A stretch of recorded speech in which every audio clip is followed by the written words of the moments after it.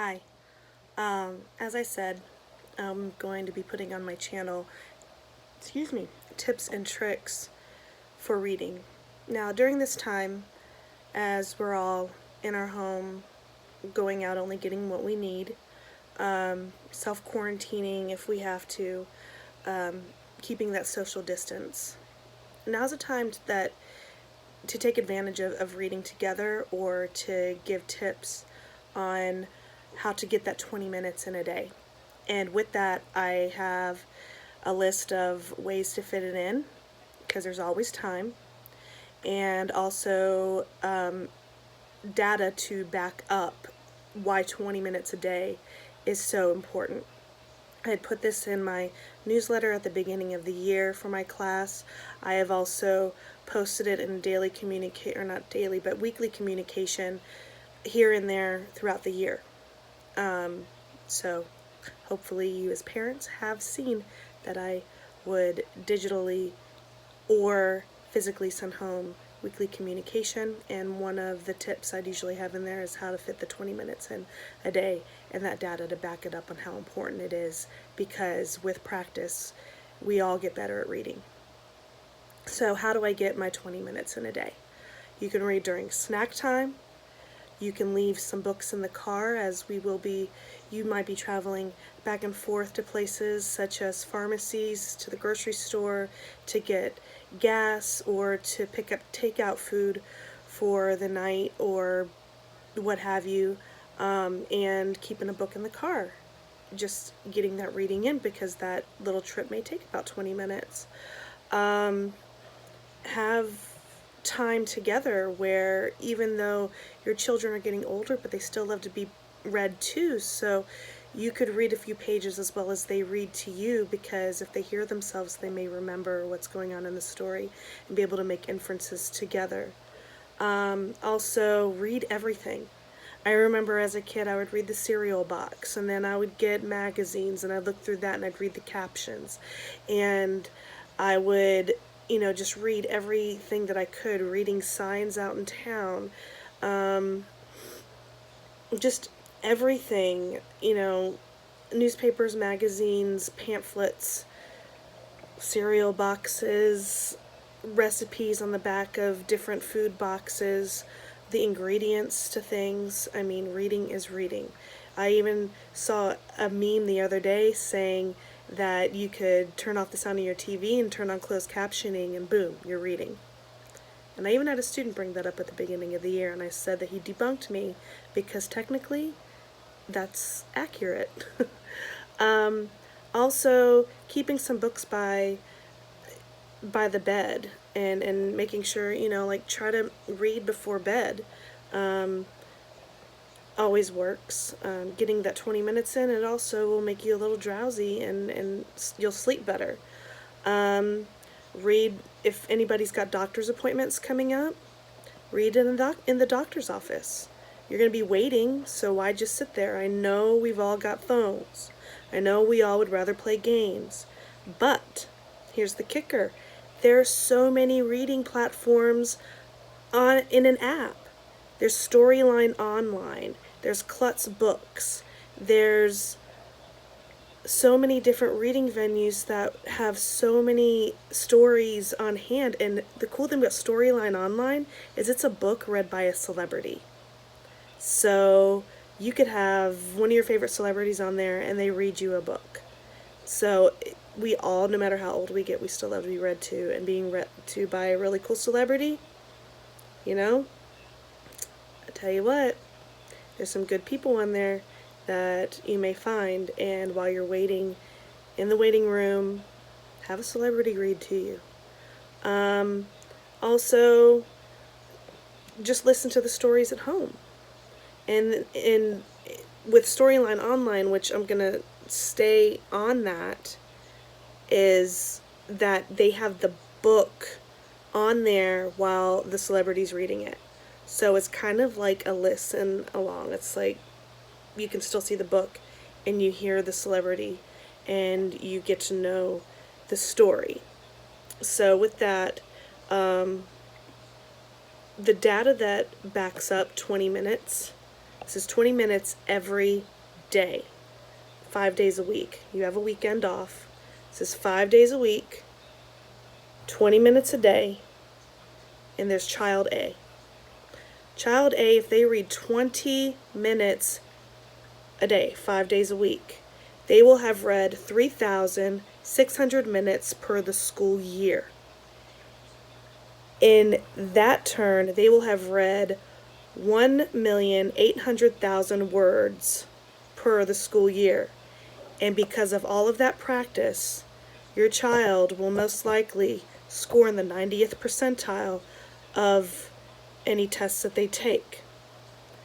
So, with that said, and this is based off of authors of the last name Nagy and Herman, and this was a study done in 1987, that by the end of 6th grade, child A will have read the equivalent of 60 school days.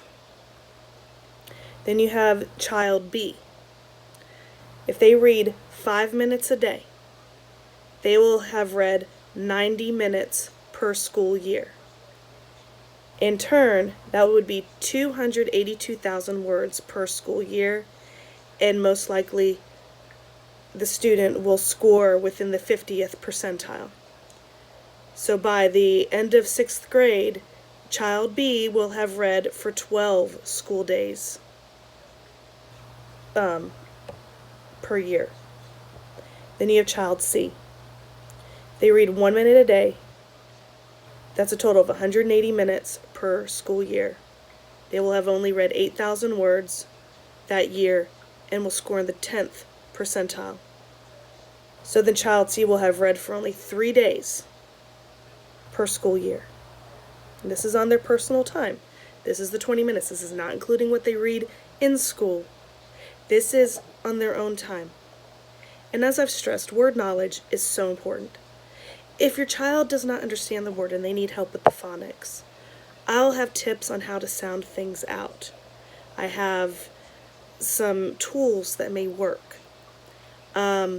Also, parents, help them sound the word out. Sometimes, and this helps me, my mom helped me, sometimes say, I'm still not the best speller in the world. I'm great with punctuation. I can read like it's cool. But sometimes spelling's a little bit hard because the English language is challenging. But sound it out in a ridiculous way. Like, break apart the word. Make it a compound word.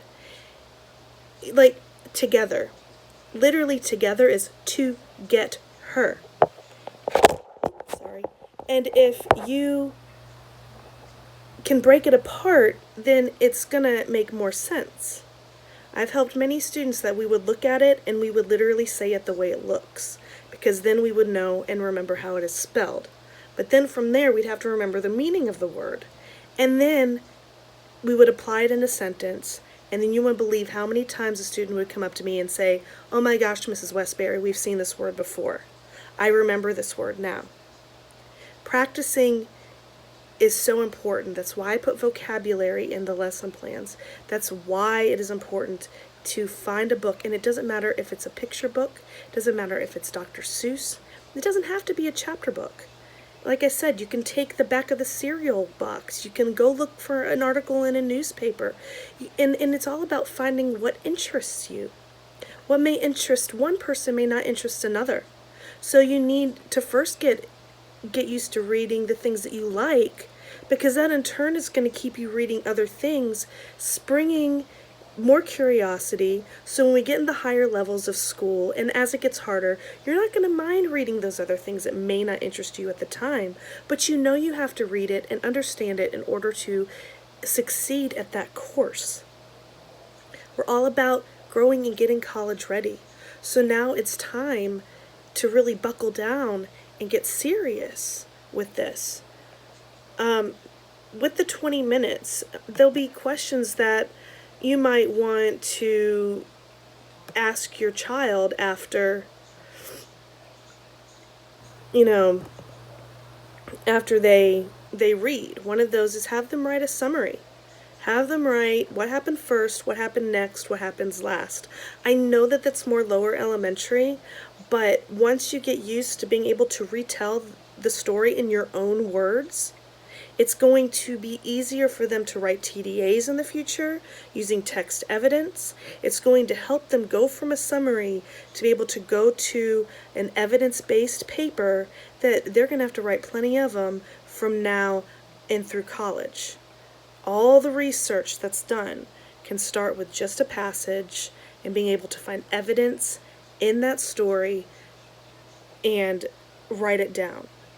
So a simple one-pager summary of what they've read can always help. Also, ask about the author's purpose, what they read. I went over the author's purpose earlier. Is what they read there to entertain them, to inform them, or to persuade them?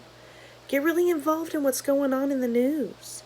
Really get your kid involved with what's going on outside, and so they can have prior knowledge and to be able to infer many different things in their life, because exposing them to more things, which is going to lead to the social studies lessons, it's going to help use schema and also what they're hearing or reading to be able to infer what's going on in our world, what's going on in a story, or what's being told to you on the back of your cereal box.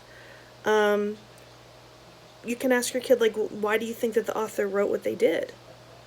That goes back to the to the persuading, the informing, or the entertaining. Easy as pie, right?